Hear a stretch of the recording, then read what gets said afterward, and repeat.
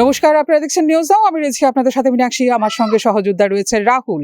এই মুহূর্তে কিন্তু আমরা পৌঁছে গেছি ধর্মনগর, ভাগ্যপুর, আলমবাজারে। এই সময় আমি উপস্থিত রয়েছি।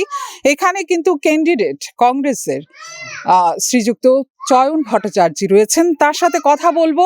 মূলত উপনির্বাচন নিয়ে কিন্তু আজকে আমাদের আশা। উপনির্বাচনের ফলাফল তো আপনারা জানতে পারবেন, কিন্তু প্রথমে তো প্রার্থীদের সাথে কথা বলতে হবে। যে প্রার্থীর সঙ্গে কথা বলতে এসেছি 2023-এ, আপনারা বোধহয় ভুলেননি, মনে আছে, 1100-র কাছাকাছি 1098 ভোটে কিন্তু তিনি ব্যবধানে হেরেছিলেন। ভাবুন তো, মানে কত ভোটের মধ্যে মাত্র 1098 ভোটের ব্যবধানে তিনি হেরেছিলেন। তার মানে কতটা তুচ্ছার এই রাজনীতিবিদ। তার সাথে কথা বলবো। একটা দারুণ মনোরম পরিবেশে আমরা রয়েছি, একদম গ্রাম্য এলাকায় রয়েছি।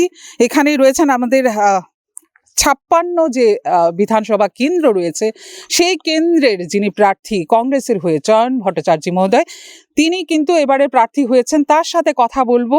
মূলত উপনির্বাচন হচ্ছে, আপনারা জানেন যে 26 ডিসেম্বর 2025 এখানের যিনি বিধায়ক ছিলেন এবং রাজ্য বিধানসভার যিনি অধ্যক্ষ ছিলেন, তার অকাল মৃত্যুতেই এই আসনটি ফাঁকা হয়ে যায়। এই আসনের জন্যই যুদ্ধে অবতীর্ণ প্রত্যেকটা রাজনৈতিক দল। কথা বলবো চয়নবাবুর সাথে। নমস্কার, আপনাকে প্রথমে স্বাগত জানাচ্ছি নিউজ নাওয়ের পর্দায়।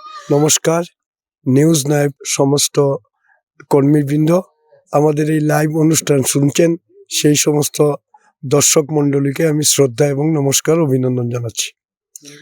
আচ্ছা, আপনি তো এখানে আগেও লড়েছেন, খুব চেনা মুখ এখানে, রাজনীতিবিদদের মধ্যে বেশ পরিচিত আপনি। এবার আপনার বিরুদ্ধে কিন্তু অন্য দলগুলোও দাঁড়িয়েছে, অন্য দলের ক্যান্ডিডেট দিয়েছে। যদি আমি শাসক দলের বলি, সেখানে জহর চক্রবর্তী একদম নতুন মুখ। এখানে উনি সংসদীয় যদি কোনো নির্বাচন হয়ে থাকে, এবার প্রথম তিনি লড়ছেন। কি মানে ভাবছেন এই বিষয়টা নিয়ে? এই নির্বাচনের সামনে দাঁড়িয়ে, এই অকাল নির্বাচন আমাদের রাজ্যের এবং আমাদের বিভাগের মাননীয় বিশ্ববন্ধু সেনের অকাল প্রয়াণে এই নির্বাচনটা আমরা অবতীর্ণ হয়েছি। আমি নির্বাচনের সামনে দাঁড়িয়ে মাননীয় বিশ্ববন্ধু সেনের অকাল প্রয়াণে আমি খুব মর্মাহত। তার ঈশ্বর তাকে স্বর্গপ্রাপ্তি ঘটুক এই কামনা করছি। পাশাপাশি তার পরিবার পরিজনদের প্রতি আমি সমবেদনা জ্ঞাপন করছি। নির্বাচন হচ্ছে আমাদের সামনে একটা রাজনৈতিক লড়াই। এই লড়াইয়ে বিভিন্ন রাজনৈতিক দল সেখানে অবতীর্ণ হয়েছেন। আমাদের প্রতিদ্বন্দ্বী যে দুটো দল, এরা বহু আগে থেকেই ধর্মনগরে আছে, এবং যিনি আমার প্রতিপক্ষ হয়ে বিজেপির তরফে যিনি লড়াই করছেন, আমার অনুজ প্রতিম জহর চক্রবর্তী, এর আগেও বিধানসভায় উনি দাঁড়িয়েছিলেন। এর আগেও উনি প্রতিদ্বন্দ্বিতা করেছিলেন। রেজাল্ট খুব ভালো রেজাল্ট হয়নি, 400 না 500 এরকম ভোট উনি পেয়েছেন। আর যিনি আরেকজন প্রতিদ্বন্দ্বী আছেন, অমিতাভ দত্ত, উনি আমার অগ্রজ। 3টা টার্ম উনি এই এলাকায় নির্বাচিত প্রতিনিধি ছিলেন, এবং শেষ সময়ে উনি জাতীয় কংগ্রেসের কাছে উনি পরাজিত হয়েছেন। তো এই হচ্ছে আমার প্রতিদ্বন্দ্বী যে দল বা প্রতিদ্বন্দ্বী পক্ষ যারা আছেন তারা। আমি অত্যন্ত একটা সময়ে আপনারা এসছেন, আমার এটা কালকে আমি নমিনেশন দিয়ে ধর্মনগর মানুষের কাছে এপিল রেখেছিলাম, প্রশাসনের কাছে এপিল রেখেছিলাম যে নির্বাচনটা যাতে শান্তিপূর্ণভাবে হয়। এখানে আমার গাড়িটা মেইন রোডে দাঁড়িয়েছিল, আমি এখানে এসছি, মানুষের সাথে জনসম্পর্ক করছি। তো সেই বিজেপি দলের কিছু সংখ্যক হায়নাররা আমার গাড়ির ড্রাইভারকে সেখানে অপমানিত করে আমার গাড়িটা এখান থেকে তাড়িয়ে দেয়। আমি এই এলাকাতে ছিলাম, ড্রাইভার একা ছিল। আমি এইমাত্র থানার ওসি মহোদয়া যিনি আছে দেখার জন্য বলছি। তো এই বিজেপির আমলে নির্বাচন, কোনো সুষ্ঠু নির্বাচন আশা করা যায় না। ধর্মনগরে এই নির্বাচনকে কেন্দ্র করে গেল লোকসভা নির্বাচন, পঞ্চায়েত নির্বাচন, পৌরসভা নির্বাচন, মানুষ তার ভোটাধিকার প্রয়োগ করতে পারছেন না। কারণটা হচ্ছে বিজেপি মানুষের প্রতি ভয় পাচ্ছে এই কারণে মিথ্যা গালভরা প্রতিশ্রুতি দিয়ে ওরা ক্ষমতায় এসছে। প্রতিশ্রুতি যেটা দিয়েছিল তার ধারে কাছে ওরা নেই, তাই মানুষকে ওরা বিশ্বাস করতে পারছে না। মানুষ যেহেতু বিশ্বাস করতে পারছে না, তাই গায়ের জুড়ে প্রশাসনের ক্ষমতাকে অপব্যবহার করে তারা ক্ষমতায় আসতে চাইছে। আমি এই বিষয়টা বলতে চাই যে ধর্মনগর মানুষকে যদি সুষ্ঠুভাবে নির্বাচনে মানুষ অংশগ্রহণ করতে পারেন, জয় আমাদের সুনিশ্চিত, এতে কোনো দ্বিধাদ্বন্দ্ব নেই। মানুষ জানতে চাইছেন এই এলাকার আমাদের বার্নিং যে ইস্যুগুলো, এই ইস্যু হচ্ছে আমাদের একটা ডিস্ট্রিক্ট হসপিটাল। সব অংশের মানুষ এই হসপিটালে যান, কিন্তু হসপিটালে যাওয়ার সাথে সাথেই সেখানে প্রাথমিক যে কাজ তার ইন্স্যুরেন্স কোম্পানি থেকে তার নামে 2100 টাকা স্যাংশন হয়। যারা যায় তারা বেডের মধ্যে বেডশিট পর্যন্ত পায় না। 2100 টাকার মধ্যে যে মঞ্জুরিকৃত অর্থ তার 3 থেকে 400 টাকায় পেশেন্টের উপর খরচা করতে হয়, বাকি পেশেন্টরা সমস্ত ঔষধ বাইরে থেকে আনতে হয়। অথচ ইন্স্যুরেন্স কোম্পানি 2100 টাকা দিচ্ছে। ভয়ানক বিভৎস অবস্থা হচ্ছে। ধর্মনগর হসপিটালটা এখন কামিনী কাঞ্চনের জায়গা হয়ে গেছে। কিছু বিজেপির হায়নাররা, একটা অংশের হায়নাররা হসপিটালটাকে দখল করে নিয়েছে। খুব বিশ্রী বিষয়। ধর্মনগর সুশীল সমাজ এই বিষয়টা জানেন। হসপিটালটা এটা মানুষের মনন ফাঁদে তৈরি হয়েছে। দ্বিতীয়ত হচ্ছে ধর্মনগর যে পানীয় জলটা নদী থেকে উত্তোলন করে ইনটেক অয়েলে ঢুকিয়ে যেটা সাপ্লাই দেওয়া হয়, এই সাপ্লাই করতে গিয়ে পরিশোধিত যে জল, এখানে যে ফিটকারিটা ব্যবহার করা হয়, এটা অত্যন্ত নিম্নমানের, আনহাইজেনিক। এই ধর্মনগরের মানুষ এই জল পান করে পেট খারাপ, থাইরয়েডের প্রবলেম, ভ্যারাইটিস প্রবলেমে মানুষ আক্রান্ত হচ্ছেন। আমি গেলাম এসডিএমকে জিজ্ঞেস করলাম যে এটা কেন হচ্ছে।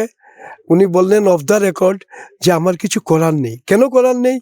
বলছে অর্থ সংকট। কিসের অর্থ সংকট? ডাবল ইঞ্জিনের সরকার, অর্থ সংকট কি? বলছে আপনারা যে নগর পঞ্চায়েত এলাকা থেকে যে ট্যাক্স, জলের যে টাকা আনা হয়, এই টাকার সিকি পয়সাও পাবলিক হেলথ পায় না, অথচ সম্পূর্ণ টাকাটা পাবলিক হেলথ পাওয়ার কথা। প্রায় 8 থেকে 9 কোটি টাকা পাবলিক হেলথের নগর পঞ্চায়েতে পাওনা পড়ে আছে। বারবার তাগদা দেওয়ার পরে নগর পঞ্চায়েত এই টাকাটা পাবলিক হেলথে দিচ্ছে না। উপরন্তু যিনি ঠিকাদার, যে মালগুলো সাপ্লাই করেন, উনি হচ্ছেন বিজেপির বড় নেতা। তার বিরুদ্ধে মাল রিজেক্ট করা যাবে না, ফলে উনি নিরুপায়। এবং তার চেয়েও ভয়ানক হচ্ছে যে জলটা সাপ্লাই করা হচ্ছে মানুষের বাড়িতে, এটা ডিপার্টমেন্টের নিয়ম আছে, জলটা টেস্ট করতে হয়। মূলত আপনি টেস্ট করতে হয়, স্বাস্থ্যের ইয়েতে যাবেন, তারপর পানীয় জল। ঠিক। আমি বলছি এই টেস্ট করার যে লোকটা, এই চেয়ারটা খালি, মেশিন ব্যবহার হচ্ছে না। অর্থাৎ ছোড়া থেকে জলটা উত্তোলন করে তার টেস্ট ছাড়াই মানুষকে তারা সেবন করার জন্য ছেড়ে দিচ্ছে। ভয়ানক বিষয়, ভয়ঙ্কর বিষয়। একটা হচ্ছে তো এই কোভিডের ইঞ্জেকশন দিয়ে মানুষকে সর্বনাশ করেছে, দ্বিতীয় হচ্ছে জল দিয়ে ধর্মনগর আবাল বৃদ্ধ বনিতার জীবন আজকে প্রশ্নের মুখে। এই বিষয়গুলোর আমরা পরিত্রাণ চাইছি। শিক্ষার ক্ষেত্রে ত্রিপুরা রাজ্যে ধর্মনগর দ্বিতীয় বৃহত্তম শহর বলা হয়। ইদানিংকালে রাজ্য সরকার টিসিএস এবং টিপিএস শিক্ষিত বেকার যুবকরা যাতে তারা এই বিষয়ে পারদর্শী হতে পারে, তার জন্য কয়েকটা ইনস্টিটিউশন তারা করেছেন সরকারি খরচে, বিনামূল্যে। দ্বিতীয় বৃহত্তম শহর ধর্মনগরের যুবক যুবতীরা কি সেই টিসিএস এক্সাম কম্পিটিশনের জন্য তারা প্রিপেয়ার হতে পারে না? রাজ্য সরকার উদয়পুর করেছেন, আগরতলা করেছেন, কিন্তু আমাদের নর্থ ত্রিপুরা ধর্মনগর একটা সেন্টার করেনি। এর বিরুদ্ধে ধর্মনগর মানুষ, গ্রামের কথা দেখুন না, হালকিগত গ্রামের পঞ্চায়েতে আপনার ঘর পেতে গেলে 20 থেকে 25,000 টাকা পঞ্চায়েতের প্রধান উপপ্রধানদের উপটোকন দিতে হয়। হতদরিদ্র মানুষ, এই বিভৎস অবস্থা। রেগার কাজ নেই, মানুষ অর্ধাহারে অনাহারে সেখানে দিন গুজরান করছেন। তার থেকে মানুষ পরিত্রাণ চাইছেন। গোটা ভারতবর্ষের মধ্যে বিভেদের যে রাজনীতিটা চলছে, এর থেকে মানুষ উত্তোলন চাইছেন এবং বিজেপি সরকারকে হটানোর জন্য ধর্মনগর হচ্ছে তার পরীক্ষাগার। ধর্মনগরের মানুষ বিজেপি সরকারকে মুখের উপর জবাব এই উপনির্বাচনে দিবেন এবং আমাদের জয় সুনিশ্চিত। এই বিষয়টা আপনাকে বলতে পারি, যদি মানুষ সুষ্ঠুভাবে ভোট কেন্দ্রে যেতে পারে। আপনি আপনার কম্পিটিটর কাকে ভাবছেন, সিপিআইএম না বিজেপি? আমার জাতীয় কংগ্রেসের কম্পিটিটর জাতীয় কংগ্রেস, আরো উন্নততর জাতীয় কংগ্রেস। আমার কম্পিটিটর কেউ নেই, প্রতিদ্বন্দ্বী হিসাবে 2-1 জন দাঁড়িয়েছেন। অভিনন্দন, ভালো থাকুন, সুস্থ থাকুন। আপনি ধরুন জিতে গেলেন, ঠিক আছে, প্রথম কাজ কি থাকবে? স্বাস্থ্য, তারপর পানীয় জল, তারপর শিক্ষা। শিক্ষা। এখানে যে আপনি একটা গ্রাম অঞ্চলে আছেন, এখানে তো কৃষকরা রয়েছেন, কৃষিজীবী এখানটায়, কৃষকদের জন্য এবং ব্যবসায়ীদের জন্য কি করবেন? এই এলাকার দরিদ্র মানুষ অনেকেই অর্থের যোগানের জন্য অনেকে বেঙ্গালুর চলে গেছেন, চেন্নাই চলে গেছেন, মাদ্রাস চলে গেছেন। আমি বিরোধী পক্ষের, যদি জয়ী হই তাহলে বিরোধী পক্ষের আমি এমএলএ হব। এখানে আমরা এগ্রিকালচারে কিছু হাব করতে পারি, যেখান দিয়ে ধরুন শীতের সবজি, যে সবজিগুলো উৎপাদন হয় এগুলো যদি আমরা গরম দিনে করতে পারি হর্টিকালচারকে কাজে লাগিয়ে, এবং গরম দিনের সবজি যদি শীতের দিনে করতে পারি, তাহলে এখানে প্রতিটা গ্রামে এরকম হাব করলে 20 থেকে 25টা পরিবার উপকৃত হতে পারে। এবং এতে প্রায় খরচা হয় 8 থেকে 9 লক্ষ টাকা। এতে 20 থেকে 25টা পরিবার হয়। তারপর এখানে হ্যাচারি করা যায় গ্রামের মানুষকে, এবং কৃষকদের যেখানে জলের বেহাল অবস্থা, এখানে যদি আমরা জমিটাকে 3 ফসলি করতে পারি জলের ব্যবস্থা করে, তাহলে কৃষকরা হচ্ছে আমাদের দেশের সম্পদ। আজকে কৃষকরা বঞ্চিত, তার উৎপাদিত ফসলের ন্যায্য দাম পাচ্ছে না। এই বছর সরকার ধান ক্রয় করার নামে কৃষকদের প্রতারণা করেছে। সমস্ত কৃষকরা তার উৎপাদিত ফসল নিয়ে মান্ডিতে গেছেন, তারা এগ্রিকালচার ডিপার্টমেন্ট লোক বলছেন না, তোমার থেকে নির্দিষ্ট পরিমাণ 200 কেজির বেশি আমি ধান নিতে পারবো না। এই ধানটা কারা নিয়েছেন? এও ধান ক্ষেত্রে বিজেপির যারা মুরল গ্রামের মধ্যে তারা ধান নিয়েছেন, সাধারণ মানুষ ধান দিতে পারেননি। এটা বিভৎস অবস্থার মধ্যে চলছে। এই যে অব্যবস্থা, এই অব্যবস্থার বিরুদ্ধে আমরা সোচ্চার হব এবং মানুষকে সঙ্গে নিয়ে ধর্মনগরের যে বিষয়বস্তু আছে এটাকে ডেভেলপ করার আমি চেষ্টা করব। মাত্র 3 বছর আগে যে রেজাল্টটা ছিল আপনার, 3 বছর পরে এই উপনির্বাচন, আমরা মূলত জানি যে উপনির্বাচন যখন হয় শাসক দল যা থাকে, শাসক দলই ম্যাক্সিমাম জয়ী হয়। আপনি কি মনে করেন সেই 1098 ভোট আপনি আনতে পারবেন? ত্রিপুরা রাজ্যের কিংবদন্তি সুদীপ রায় বর্মন 6 রামনগর আগরতলা 6 আগরতলা থেকে উপনির্বাচনে জয়ী হয়েছেন। মানুষ হচ্ছে শেষ কথা, মানুষ হচ্ছেন ভগবান, মানুষ হচ্ছেন ঈশ্বর। ধর্মনগরের মানুষ যদি মনে করেন এই জগদ্দল পাথরটাকে ছুঁড়ে ফেলার জন্য যাত্রাটা 56 বিধানসভা থেকে শুরু হবে, জয় নিশ্চিত, এতে কোনো দ্বিধা দ্বন্দ্ব নেই। এবং আপনার যে ধারণা যে উপনির্বাচন মানেই সরকার পক্ষ জয়ী হয়, ভারতবর্ষে অধিকাংশ বলতে পারেন, যদি সুষ্ঠু নির্বাচন হয়, এই সুষ্ঠু নির্বাচনে ধর্মনগর মানুষ শুধু সময়ের অপেক্ষা করছেন এই পাথরটাকে ছুঁড়ে ফেলে দেওয়ার জন্য। কেমন সাড়া পাচ্ছেন? এই তো গ্রামের মানুষ আছে, সকাল থেকে আমার সাথে ডোর টু ডোর প্রচার করছেন, এবং শুধু সেই কুর্তি থেকে ছুটে এসছেন আমাকে উৎসাহ উদ্দীপনা দেওয়ার জন্য। জনাব আব্দুল বাসিত চৌধুরী মহোদয়, ওনাকে নিয়েই গোটা এলাকা আমরা ঘুরছি, এবং ইতিমধ্যে আপনারা উপলব্ধি করতে পেরেছেন নিশ্চয়ই, এখানে কিছু দুষ্ট লোক বিজেপির আছে। এই দুষ্ট লোক আমার ড্রাইভারটাকে হটিয়ে দিয়েছে, যদিও আমি থানাকে বলছি। আমরা নফরতের রাজনীতি করি না, আমরা প্রেম বিলিয়ে রাজনীতি করতে চাই। আমাদের জননায়ক রাহুল গান্ধী, আমাদের রাজ্যের জননায়ক সুদীপ রায় বর্মন অনেকবার আক্রান্ত হয়েছেন। প্রতিশোধের রাজনীতি করেন না, আমরা প্রতিরোধ গড়ে তুলে মানুষকে সাথে নিয়ে আমরা বদলাতে চাই। আমরা বদলা চাই না, আমরা বদলাতে চাই। আমরা বদলার রাজনীতিটাই আমরা করছি, বদলানোর রাজনীতিটাই আমরা করছি। বাসিত বাবু কি বুঝছেন? ত্রিপুরাতে আমরা ভারতীয় জাতীয় কংগ্রেস বলতে পারি। উপনির্বাচনে ভারতীয় জাতীয় কংগ্রেস জিতেছে, এরকম অনেকগুলো উদাহরণ আছে। বামফ্রন্টের আমলে আমাদের আজকে যিনি প্রদেশ কংগ্রেসের সভাপতি আশিস সাহা, উনি বটদুয়ালিতে উপনির্বাচনে বিশাল ভোটে জিতেছেন। সুদীপ রায় বর্মন যখন এই ভারতীয় জনতা পার্টির সরকারের রাজত্বে সুদীপ রায় বর্মন প্রার্থী হওয়ার পর উনি 3 থেকে 4 বার ওনার নির্বাচনী এলাকায় আক্রান্ত হয়েছেন। সাধারণ মানুষ তো সমর্থকরা ঘর থেকে বের হতে পারেনি 6 আগরতলায়। এরপরেও কংগ্রেসের প্রার্থী সুদীপ রায় বর্মন বিশাল ভোটের ব্যবধানে জিতেছেন। এলাকায় কিছু কিছু মানুষ বলছে যে এখানে সিপিএম পার্টি দিয়ে ফেলেছে, আপনারা কি জিততে পারবেন? এর উজ্জ্বল উদাহরণ হচ্ছে আগরতলা 6। আগরতলা 6-এ তো উপনির্বাচনের সময় সুদীপ রায় বর্মনের বিরুদ্ধে সিপিএমও প্রার্থী দিয়েছিল। সিপিএম প্রার্থী 6,500 ভোট পেয়েছে। এরপরে তো সুদীপ রায় বর্মন ভারতীয় জাতীয় কংগ্রেস থেকে নির্বাচিত হয়েছেন। অতএব সিপিএম প্রার্থী দিলে কংগ্রেস এখানে জিততে পারবে না, এটা একটা অপপ্রচার, এটা শাসক দল থেকে করা হচ্ছে। আগরতলা, হ্যাঁ, ঠিক আছে, এটা 56। 56 ধর্মনগরের মানুষ ত্রিপুরা রাজ্যের মধ্যে সবচেয়ে শান্তিপ্রিয় মানুষ। ধর্মনগরে একটা আলাদা সংস্কৃতি আছে। হ্যাঁ, আমরা সংস্কৃতি হ্যাঁ, শহর বলি। সরল বলেই ধর্মনগরকে বলা হয়। ধর্মনগরের মানুষ যদি নির্বাচনে অংশগ্রহণ করতে পারে, সাধারণ মানুষ যদি ভোট কেন্দ্রে যেতে পারে, ভারতীয় জাতীয় কংগ্রেসের প্রার্থীকে আটকানোর কোনো ক্ষমতা কারণ নেই, কোনো রাজনৈতিক দল আটকাতে পারবে না। এবং আমাদের ধারণা একটা বিরাট ব্যবধানে পার্থক্য হবে বিজেপির সঙ্গে। সিপিএম এখানে কোনো ফ্যাক্টরি না। ধর্মনগরে সিপিএম তো এজেন্টই দিতে পারবে না, ফুলিং এজেন্ট দেওয়ার মতো ক্ষমতা সিপিএমের নেই। এই মুহূর্তে যে অবস্থা, আমরা ঘুরে বেড়াচ্ছি, সব জায়গায় যাচ্ছি, আমরা ব্যাপক সাড়া পাচ্ছি এবং মানুষ বিজেপির বিকল্প হিসাবে কংগ্রেসকেই ধরে নিচ্ছে। তা আমাদের দৃঢ় বিশ্বাস আগামী 9 এপ্রিল 56 নং ধর্মনগর বিধানসভা সারা রাজ্যের মানুষকে এই কেন্দ্র থেকে কংগ্রেসের প্রার্থীকে নির্বাচিত করে যে এখান থেকেই সূত্রপাত হবে বিজেপির বিদায়ের সূত্রপাত। অসংখ্য ধন্যবাদ আপনাদের। আশা রাখবো খুব ভালো ফলাফল হোক। বলুন। এখানে ত্রিমুখী প্রতিদ্বন্দ্বিতা হচ্ছে।